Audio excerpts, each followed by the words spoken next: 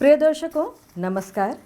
आज के हिंदी समाचार बुलेटिन में आप सभी का स्वागत है। आइए सुनते हैं आज के मुख्य समाचार। सेल राउरकेला इस्पात संयंत्र के सिलिकॉन स्टील मिल में नया कीर्तिमान स्थापित। सेल राउरकेला इस्पात संयंत्र के निदेशक प्रभारी का कहना है, रिकॉर्ड्स स्मार्ट कार्य और समर्पण का परिणाम हैं। और हमारे आज़ादी के अमृत महोत्सव श्रृंखला में आज के व्यक्तित्व हैं प्यारी मोहन आचार्य। अब समाचार विस्तार से।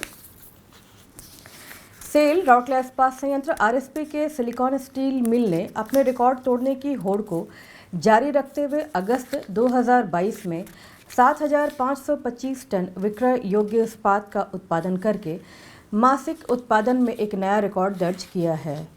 यह यूनिट का सबसे अधिक विक्रय योग्य इस्पात उत्पादन है। पिछला सर्वश्रेष्ठ 7,505 टन का उत्पादन मई 2008 में हासिल किया गया था। कुछ और उल्लेखनीय बिंदु में है 93% की प्रमुख स्वीकृति और एचआर से परिष्कृत उत्पाद के मामले में 85% की उपलब्धि। सिलिकॉन स्टील मिल की रिवर्सिंग मिल ने 8 अगस्त 2022 को 470 टन का अपना अब तक का सर्वश्रेष्ठ उत्पादन दर्ज किया, जो सितंबर 2005 को हासिल किए गए 458 टन के पिछले सर्वश्रेष्ठ उत्पादन को पार कर गया था। इन सफलता की कहानियों के पीछे संबंधित इकाइयों का निरंतर सहयोग और नई हॉट स्ट्रिप मिल 2 से अच्छी गुणवत्ता का इनपुट है।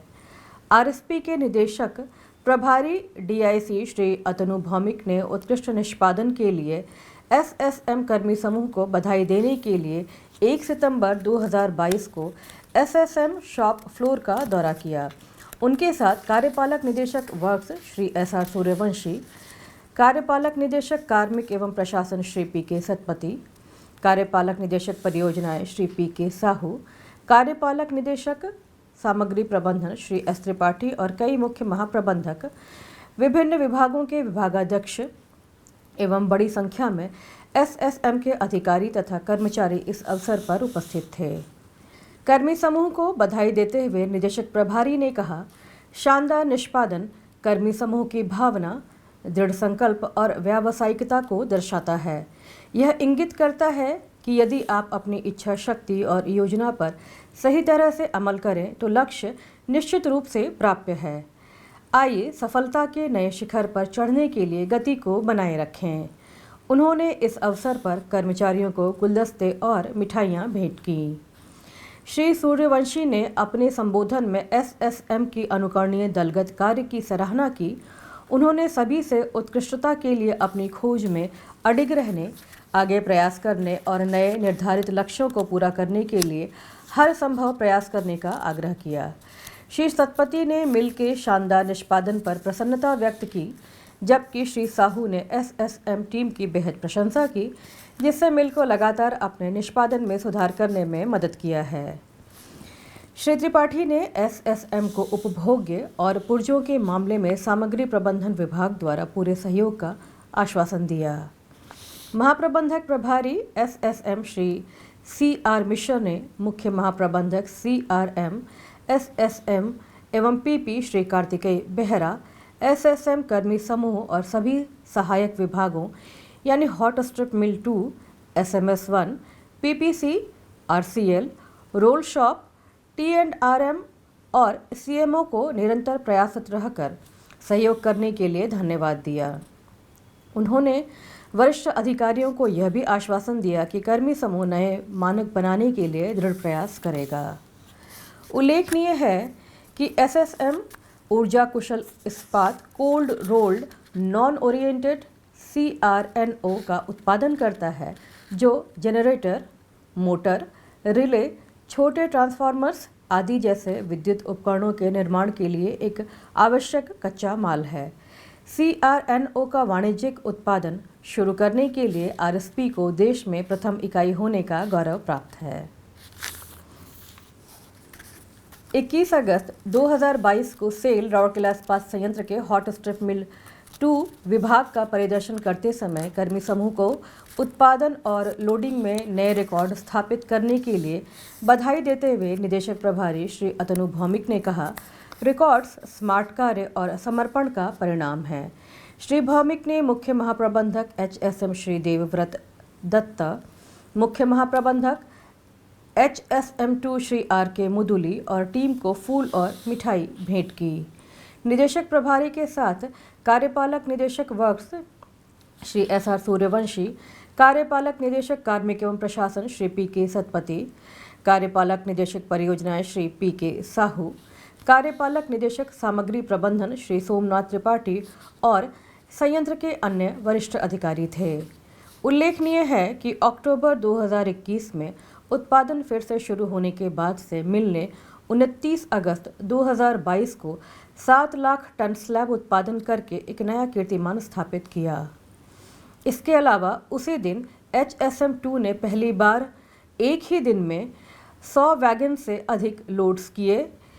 इसने 7 ट्रेलरों के साथ 103 वैगन लोडिंग्स दर्ज की।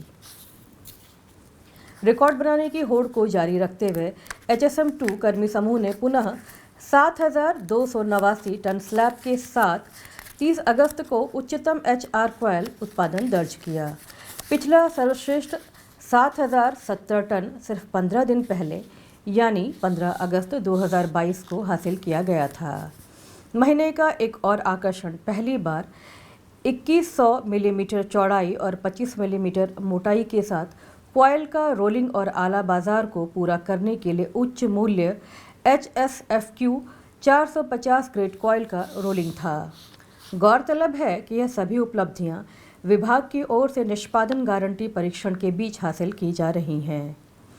यातायात और कच्चे माल T&RM, उत्पादन योजना और नियंत्रण PP&C और अन्य सभी संबंधित एजेंसियों के साथ HSM2 के समेकित और निरंतर प्रयासों ने उपलब्धि हासिल करने में मदद की।